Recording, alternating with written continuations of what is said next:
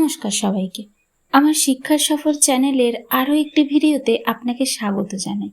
আশা করি আপনারা সবাই খুব ভালো আছেন।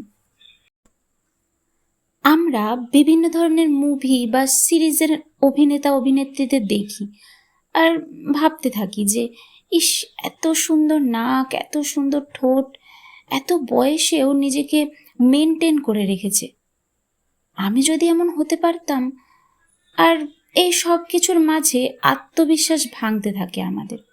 চলুন আজকে জানা যাক এই সুন্দর মেনটেন জীবনের পিছনে কি রহস্য লুকিয়ে আছে।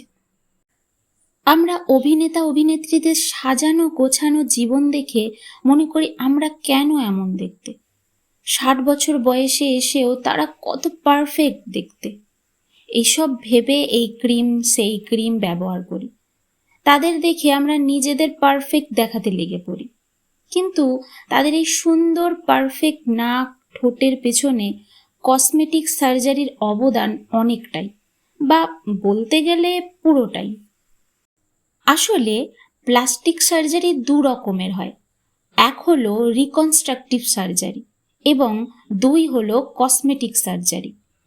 রিকনস্ট্রাকটিভ সার্জারি করা হয় যখন কারোর আঘাতের ফলে শরীরের কোনো অংশকে নতুনভাবে নির্মাণ করা হয়, কিংবা জন্মগত চিহ্নের কারণে অনেকেই সার্জারি করে থাকে। যেমন ধরুন কারোর অ্যাক্সিডেন্ট হয়েছে এবং তার ফলে শরীরের কিছু অংশে আঘাত লেগেছে আর সেই আঘাতের চিহ্ন রয়ে গেছে। ওই আঘাতের চিহ্নটিকে ঠিক করে নতুন রূপ দেওয়াকে রিকনস্ট্রাকটিভ সার্জারি বলা হয়। এবার কসমেটিক সার্জারি কি? কসমেটিক সার্জারি করা হয় নিজেকে সুন্দর করে তোলার জন্য, যেমন নাক বা ঠোঁটকে আরো সুন্দর করার জন্য, বা যারা নিজেকে বয়স্ক দেখাতে না চান তারাও সার্জারি করে তাদের বয়সের ছাপকে অদৃশ্য করে ফেলতে পারে। সোজাসুজিভাবে বলতে গেলে নিজেকে আকর্ষণীয় দেখানোর জন্য এই কসমেটিক সার্জারি করা হয়ে থাকে। এই সার্জারি ভারতবর্ষে বেশিরভাগ অভিনেতা অভিনেত্রীরা করে থাকে, কারণ দর্শকরা কালো, মোটা, অসুন্দর কাউকে নায়ক নায়িকা হিসেবে দেখতে চান না।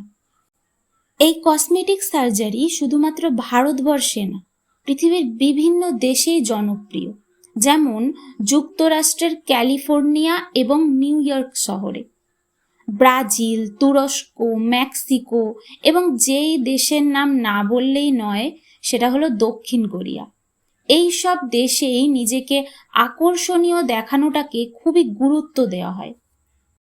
এই সার্জারির ফলে এর কিছু পার্শ্ব প্রতিক্রিয়া অবশ্যই জানা দরকার, যেমন এর ফলে সংক্রমণ, রক্তক্ষরণ, অ্যালার্জি হতেই পারে, অথবা এমনও হতে পারে যে এই সার্জারি করার পর আপনার মনের মতন সেটা হলো না।